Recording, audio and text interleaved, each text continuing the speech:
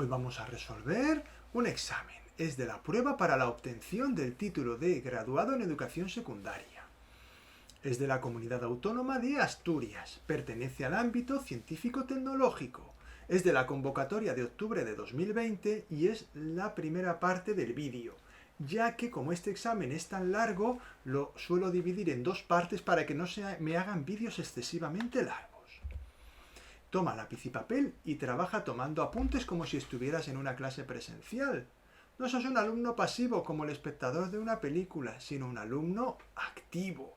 Si no haces tú en los ejercicios en tu libreta, este vídeo no será demasiado útil. Es mejor que tú vayas haciendo los ejercicios a la vez que los hago yo, si quieres que esto sea útil. Los conceptos que utilizaremos para resolver este examen son los siguientes: fracciones, problema de ecuaciones, porcentajes y porcentajes sucesivos, volumen de un prisma, semejanza de triángulos, área de un hexágono, redondeo de resultados, física, gráfica, espacio-tiempo, movimiento rectilíneo uniforme. Y en biología veremos temas variados como la célula. Como ves, muchos temas muy interesantes todos. Y antes de continuar, te recuerdo que si quieres seguir recibiendo más vídeos como este, puedes suscribirte al canal y activar la campanita. Y desde ya mismo te agradecería que le dieras un like al vídeo, así me animarías a seguir creando contenido como este. Y ahora comenzamos a resolver el examen. En este primer ejercicio nos dicen lo siguiente: Jaime compró un equipo de fotografía. Ahí tenéis el equipo de fotografía que ha comprado. Este equipo está compuesto por una cámara fotográfica, un objetivo y un trípode. Y en el comercio ofrecían la venta de estos tres objetos por 1.600 euros. En el apartado 1 nos dice: de acuerdo con la información anterior, conteste las siguientes preguntas. Apartado A: 1.600 euros eran las 4/7 partes de los ahorros de Jaime. ¿Cuánto dinero tenía ahorrado? Describa el razonamiento seguido. Vamos a definir X, la cantidad de dinero que Jaime tenía ahorrado. Y ahora aplicamos lo que dice el enunciado. 4/7 de lo que tenía ahorrado, es decir, 4/7 de X serán 1.600 euros.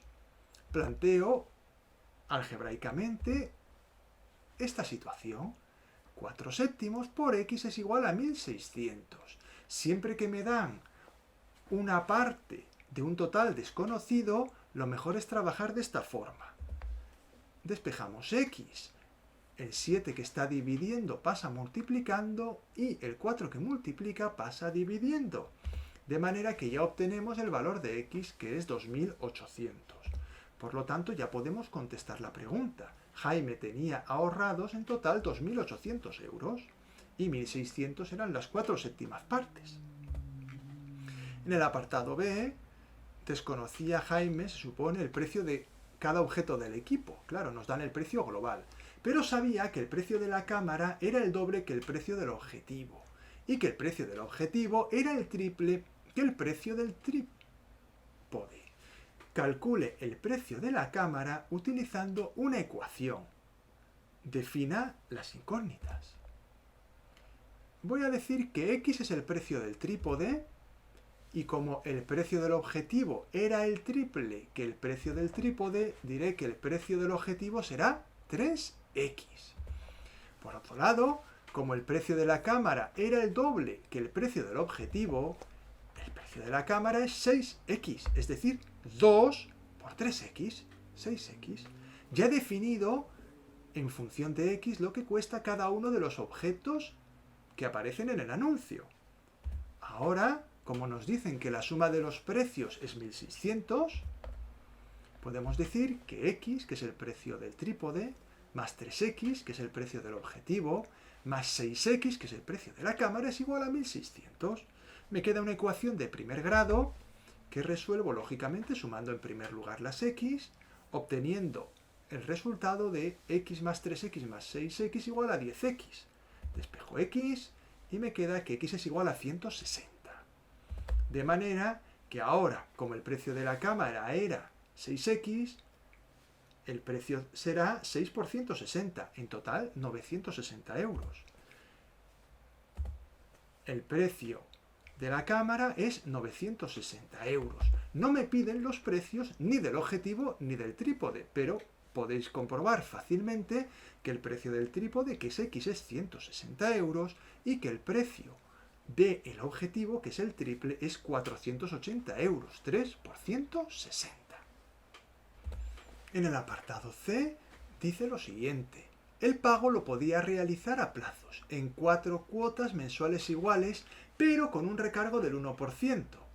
Entre paréntesis nos ponen aumento del 1% del precio.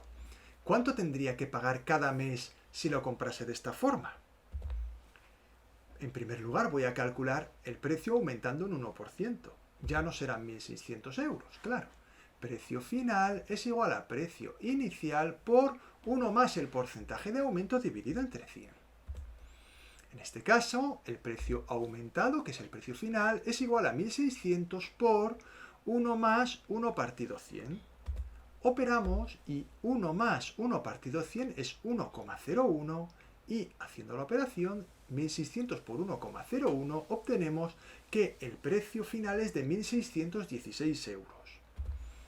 Puesto que divido el total de los pagos en 4 cuotas, basta con dividir 1.616 entre 4, quedándome una cuota de 400 euros. Es decir, la cuota mensual será de 404 euros. En el apartado D nos dice lo siguiente: tiempo después el precio del equipo bajó a 1.200 euros, sin IVA, y además le hicieron un descuento adicional del 25%. ¿Cuál fue el precio final de su compra teniendo en cuenta que el IVA fue del 21%? Describa el razonamiento seguido. Aplicamos la fórmula para aumentos y disminuciones porcentuales sucesivos. Esta es una forma muy rápida de hacer el problema en lugar de hacerlo por partes. En este caso, el precio final es igual al precio inicial por 1 menos el porcentaje 1 que me descuentan partido 100 por 1 más el porcentaje 2 que será el del IVA que me aumentan partido 100. Observad que en esta fórmula, siempre que se produce un aumento, el signo que va delante de la fracción del porcentaje es un signo positivo y cuando se produce un descuento, el signo que aparece delante de la fracción del porcentaje es negativo. Sustituimos los datos. Como podéis ver en pantalla, el precio final es igual a 1.200 por 1 menos 25 partido 100 por 1 más 21 partido 100. Operamos, 1 menos 25 partido 100 es 0,75 y 1 más 21 partido 100 es 1,21. Y al hacer la operación, 1.200 por 0,75 por 1,21 nos da un resultado final de 1.089 euros. Es decir, el precio final será de 1.089 euros. En el apartado E nos dice que Jaime recibió el equipo fotográfico en la caja del dibujo mostrado. Calcule su volumen en decímetros cúbicos.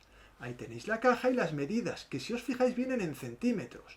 Por lo tanto, cuando calcule el volumen probablemente lo obtendremos en centímetros cúbicos y tendremos que hacer el cálculo en decímetros cúbicos posteriormente. También podéis expresar las medidas de la caja en decímetros y luego ya obtendríais el volumen en decímetros cúbicos. Nosotros vamos a hacerlo en centímetros. Aplicamos la fórmula para el volumen de un prisma rectangular, es decir, el volumen de una caja o de un prisma rectangular de este tipo es lado por lado por lado. En nuestro caso, 55 por 15 por 20 nos da un total de 16.500 centímetros cúbicos. Debemos expresar el volumen en decímetros cúbicos. Por lo tanto, hacemos un factor de conversión para conseguir el resultado en decímetros cúbicos. Ahí tenéis el factor de conversión. Como tengo 16.500 centímetros cúbicos, lo que hacemos es colocamos en el denominador la unidad que ya tengo y en el numerador la unidad que yo busco, que es el decímetro cúbico. Y escribimos el correspondiente factor. Ponemos un 1 a la unidad grande y el equivalente en la unidad pequeña. Un decímetro cúbico son 1.000 centímetros cúbicos. Simplificamos los centímetros cúbicos y hacemos la operación. obtenemos un volumen total de 16,5 decímetros cúbicos, que por cierto es lo mismo que 16,5 litros. Por lo tanto, el volumen de la caja será de 16,5 decímetros cúbicos. Ejercicio 2. El trípode que compró medía 50 centímetros de largo en la caja y una vez abierto tenía una separación entre las patas de 40 centímetros. Pero las patas se podían alargar, tal como veis en la imagen. Calcule la separación entre las patas, distancia x, si se alargasen hasta una longitud de 130 centímetros, tal y como se muestra en la imagen. Se observa que hay dos triángulos semejantes. Por un lado tenemos el triángulo pequeñito, lo vamos a sacar aquí, y por otro lado tenemos el triángulo grande. Ambos triángulos son semejantes. Vamos a colocar los datos que tenemos, 40 y 50 centímetros para el pequeñito, y para el grande x centímetros y 130 centímetros. Debo calcular el valor de x. Aplicamos la razón de semejanza. 130 entre 50, que son los catetos que son inclinados, es igual a x partido 40, que son los catetos horizontales. Despejamos la x multiplicando el 130 por 40, ya que el 40 está dividiendo y pasa al otro lado multiplicando, y obtenemos un resultado de 104 centímetros. Es decir, la separación entre las patas será de 104 centímetros. Ejercicio 3. Jaime observó el diagrama de la cámara fotográfica que había comprado. Apartado A. El diafragma tenía forma de polígono. ¿Qué polígono era? Bueno, pues como podéis ver es un polígono de 6 lados y por lo tanto su nombre es hexágono, con H. Apartado B. Calcule la superficie del polígono por donde entraba la luz teniendo en cuenta que la medida de la apertura del diafragma era de 6 milímetros y la apotema medía 2,6 milímetros tal y como se indica en la imagen superior. Exprese la solución con una cifra decimal y en milímetros cuadrados.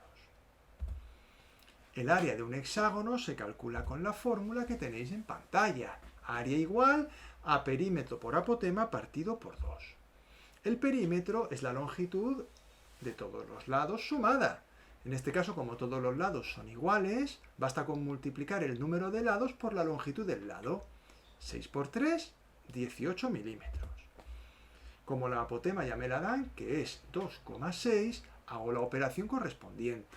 18 por 2,6 partido 2 igual a 23,4 milímetros cuadrados, que es la solución. El área del polígono es 23,4 milímetros cuadrados. En el apartado C nos dicen que si el diafragma hubiese tomado forma circular, su superficie sería esa que tenéis en pantalla. Exprese esa cantidad en centímetros cuadrados redondeando la solución con 3 decimales. Debemos expresar el área en centímetros cuadrados y como el dato viene en milímetros cuadrados, vamos a hacer un factor de conversión para cambiar la unidad. Ahí lo tenéis y al igual que hemos hecho en otros ejercicios, la unidad que tengo la pongo abajo y la que quiero la pongo arriba. Le pongo un 1 a la unidad mayor, que en este caso es el centímetro cuadrado, y a la unidad pequeña le pongo la relación con la grande. Un centímetro cuadrado son 100 milímetros cuadrados. Simplifico los milímetros cuadrados y efectúo la operación, que me da 0,2827433 centímetros cuadrados. Como me dicen que redondee, lo hacemos.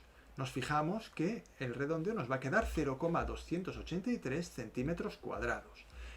¿Por qué un 3? Pues porque el número que va después del 2 es superior a 5.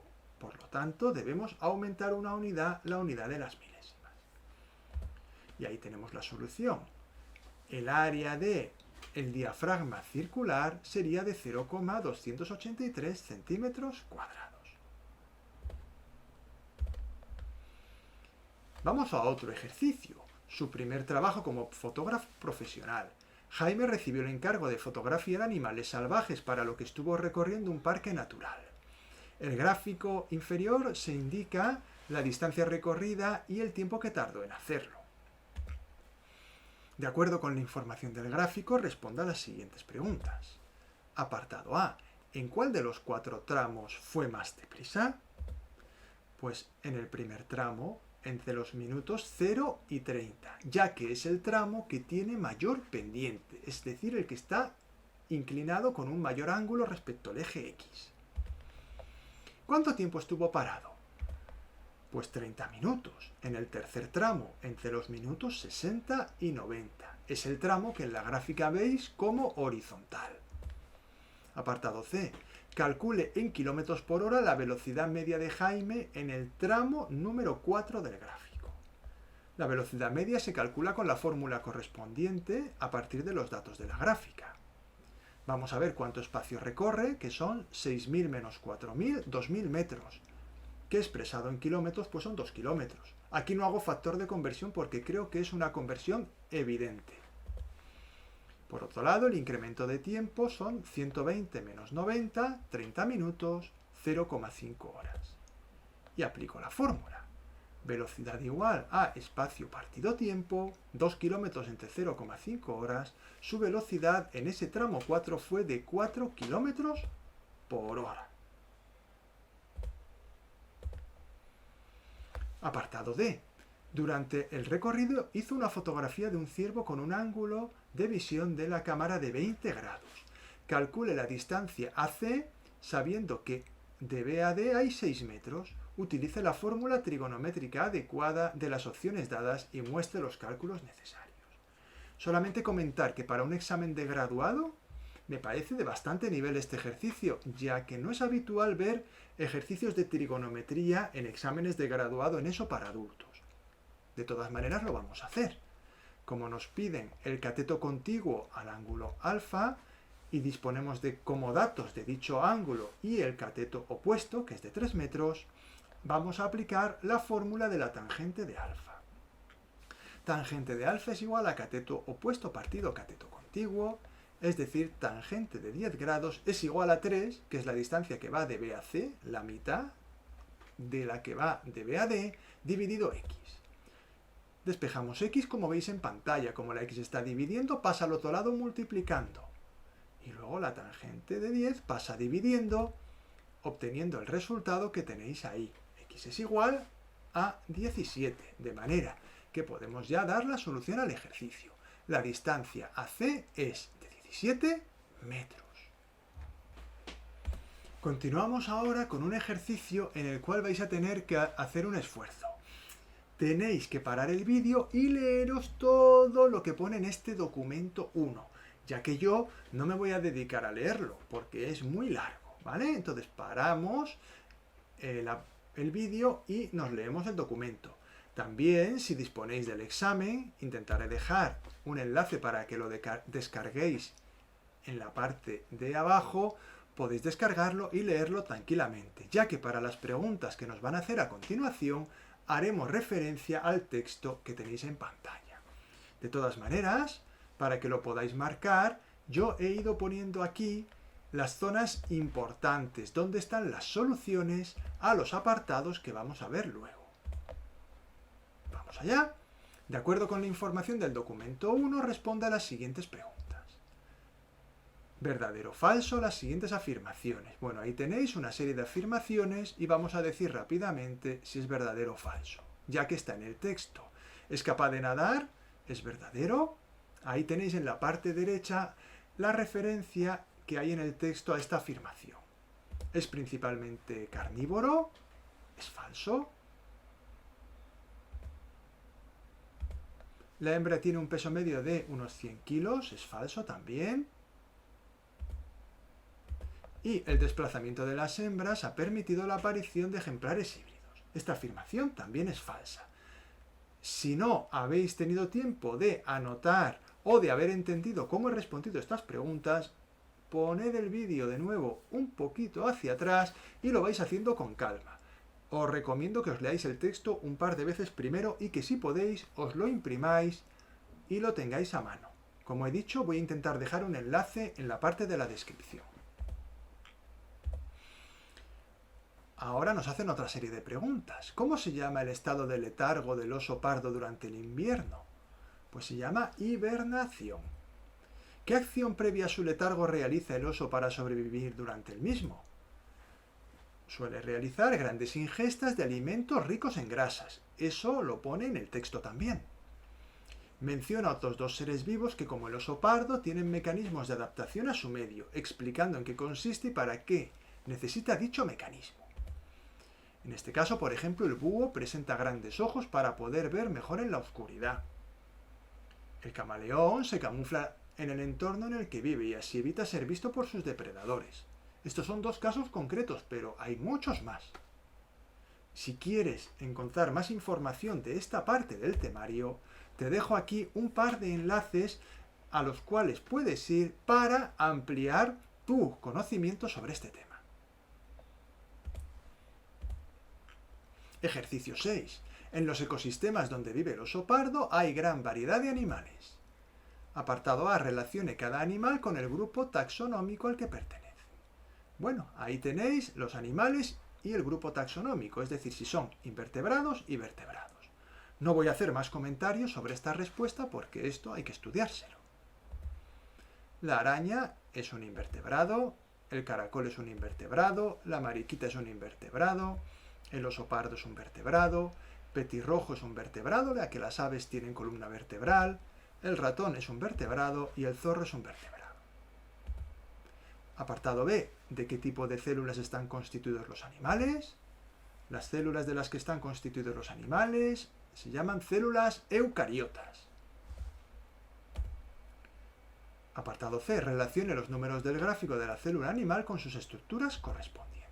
Bueno, ahí tenéis el dibujo de una célula eucariota y una serie de orgánulos y partes de la célula. 1 corresponde con el núcleo, 2 corresponde con los centriolos, el 3 corresponde con la mitocondria, el 4 es la membrana plasmática y 5 es el aparato de Golgi. Esto también hay que estudiárselo, por eso no doy mayor explicación. Apartado D. La reproducción es una de las funciones vitales de los seres vivos. Las células pueden dividirse mediante dos mecanismos, la mitosis y la meiosis. Identifique ambas y explique brevemente sus diferencias. Nos dan este dibujo. Vamos a contestar que la B es la mitosis, ya que a partir de una célula madre aparecen dos células hijas idénticas. Mientras que la meiosis es un proceso más complejo en el cual, como podéis ver, las células hijas van a tener la mitad de cromosomas. Damos aquí una breve explicación que podéis anotar en vuestra libreta, aunque esto está mucho mejor explicado y con mayor amplitud en los libros de texto de biología de la ESO. En la mitosis, a partir de una célula madre, se obtienen dos células hijas idénticas. Tanto la célula madre como las células hijas son diploides, es decir, contienen todo el material genético. En la meiosis, a partir de una célula, se obtienen 4 células hijas. Las células hijas son haploides, es decir, contienen la mitad del material genético que la célula de origen. Y hasta aquí ha llegado la resolución de esta primera parte del examen. En otro vídeo continuaré resolviendo los ejercicios que faltan. Espero que os haya ayudado a resolver las dudas que pudierais tener. Si queréis seguir recibiendo vídeos como este, suscribíos al canal y activad la campanita. Y os agradecería que me dejarais un like. Así me animaréis a seguir creando contenido como este. Muchas gracias por vuestra atención y nos vemos